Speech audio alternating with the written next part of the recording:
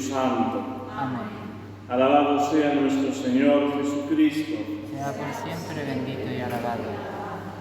Queridos hermanos, celebramos la Santa Misa votiva de Jesucristo, sumo y eterno sacerdote. Y lo hacemos en el marco de este mes que inauguramos el pasado lunes en honor a la preciosísima sangre de nuestro Señor.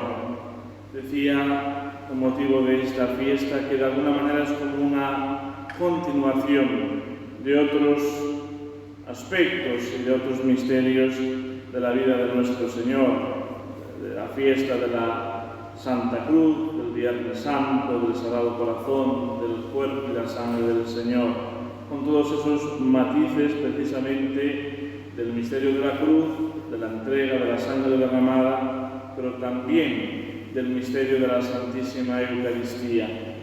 Y precisamente la epístola de ese día del apóstol San Pablo a los hebreos nos presentaba a nuestro Señor Jesucristo como el sumo y eterno sacerdote de los bienes definitivos, que se adentra en el santuario celeste revestido del púrpura que es su propia sangre, aquello que atestigua la donación, la entrega total de sí mismo.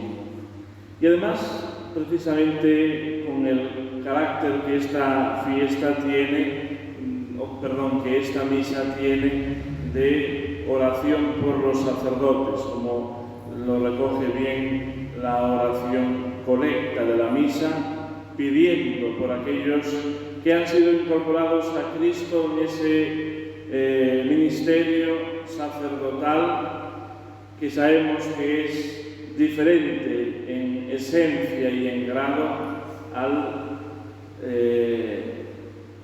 lo que es el munus o el ministerio sacerdotal de los bautizados, el sacerdocio común de los fieles. Y precisamente nos hace contemplar el misterio de Cristo, sumo y eterno sacerdote, como dice la epístola, según el rito de Melquisedec. ¿Quién era Melquisedec?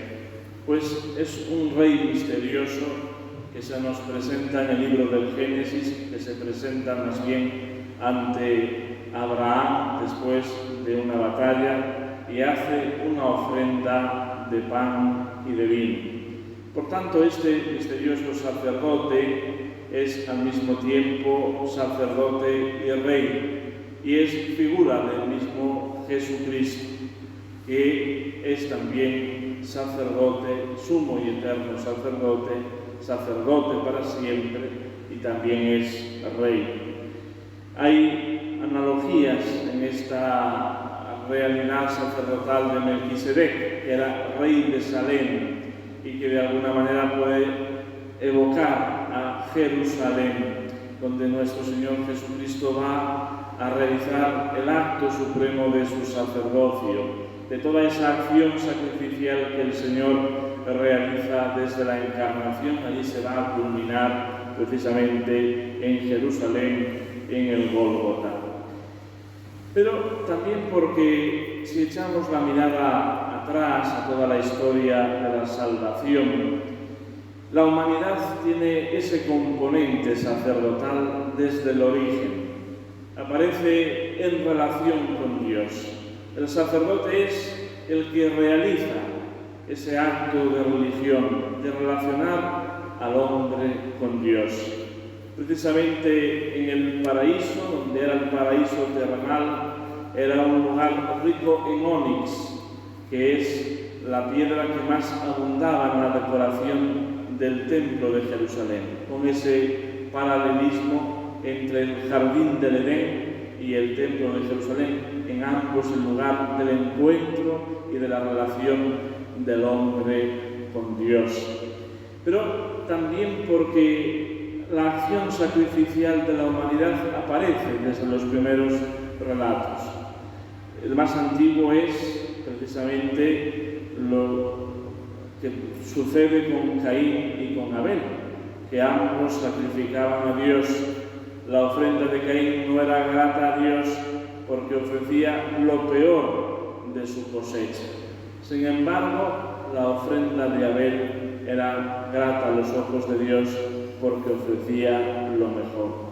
Y esto nos pone pues, en clara referencia que esa forma de sacrificar, es decir, de relacionarse con Dios, pues ya venía de antes, venía de nuestros primeros padres.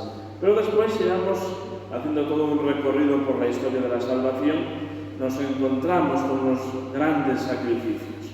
Pensemos que después del diluvio universal, lo primero que hace Noé, al establecerse ya en tierra firme, es ofrecer un sacrificio a Dios. Pero el más destacado como figura del sacrificio de Cristo será precisamente el que Dios le pide a Abraham que realice con su hijo Isaac. Es figura de esa entrega del propio hijo, del hijo amado. Sabemos que el Señor, después de haber probado la fe de Abraham, sustituye al propio hijo por un carnero que estaba allí entre las zarzas. Pero pone de manifiesto que si Dios perdonó el sacrificio de Isaac, sin embargo, no va a perdonar el sacrificio de su propio hijo. Por eso esa acción sacrificial es tan constitutiva de la esencia del hombre Dios, de Jesucristo nuestro Señor. Para eso ha venido al mundo, para ofrecerse como sacerdote en el sacrificio de sí mismo. El misterio de Cristo es que además de ser sumo y eterno sacerdote, Él mismo es la víctima que se ofrece y Él mismo es el altar. Y así vamos avanzando en la historia de la salvación hasta que se constituye esa tribu sacerdotal, la tribu de Leví, que tiene la misión de sacrificar a Dios en el culto que le es grato. Sabemos que esta tribu pues, fue la única que no adoró al becerro de oro y por tanto se mantuvo incontaminada para poder ofrecer el sacrificio a Dios. Y así se va perpetuando hasta la venida de nuestro Señor Jesucristo, donde ya se supera esa antigua alianza y se establece la nueva y definitiva, el sacrificio de la salvación, que es Jesucristo nuestro Señor, que se entrega por nosotros en la cruz, pero que manda realizar sacramentalmente esa entrega, perpetuando el sacrificio del altar, la Santa Misa, a lo largo de los siglos. Y esto también nos inspira a nosotros a ese ideal del Génesis, del primer hombre antes de pecar, de mantener esa relación con el Señor y por tanto a unirnos en el santo sacrificio. El apóstol San Pedro dirá que nosotros también hemos de ofrecernos como hostias vivas, santas, agradables a Dios. Esta es nuestra participación en la ofrenda sacrificial de Cristo, unirnos a Él en el altar. Pero no puede haber una dicotomía entre lo que es la vida de fe, la expresión de la fe en los sacramentos, en la Santa Misa y el resto de nuestra existencia, sino que tiene que integrarse en una unidad, hacer de la propia vida un acto de ofrenda agradable a Dios, tener esa perspectiva sobrenatural, todo lo que hacemos que realmente sea un acto litúrgico, es decir, un acto, un servicio al Dios vivo. Y por tanto requiere precisamente esa pureza de corazón, ese mantenernos, como dice el apóstol Santiago, en lo que consiste la religión verdadera, mantenernos incontaminados de este mundo. Nuestro Señor Jesucristo precisamente en la oración sacerdotal le ruega al Padre: no te pido que los quites del mundo, sino que los preserves de él. Tenemos que esforzarnos, queridos hermanos, en tener esta vida incontaminada de tantas realidades mundanas que nos apartan, nos alejan de Dios, que privan precisamente al Señor del lugar que le corresponde.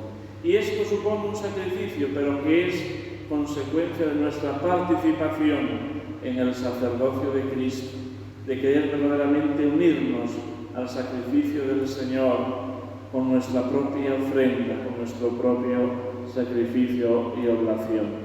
Pues pidamos al Señor, particularmente por los sagrados ministros, por aquellos que participan del sacerdocio de Cristo de una forma ministerial, perpetuando la acción de Jesucristo sumo y eterno sacerdote a lo largo de la historia, prestando sus manos, su voz, para que el Señor siga estando presente bajo las especies consagradas, en el sacramento de la penitencia, en el perdón de los pecados, en toda la acción sacramental de la Iglesia. Por tanto, cuanto más en estos días necesitamos precisamente pedir por la santidad de los sacerdotes y por el aumento de los mismos. En el nombre del Padre, y del Hijo, y del Espíritu Santo. Amén.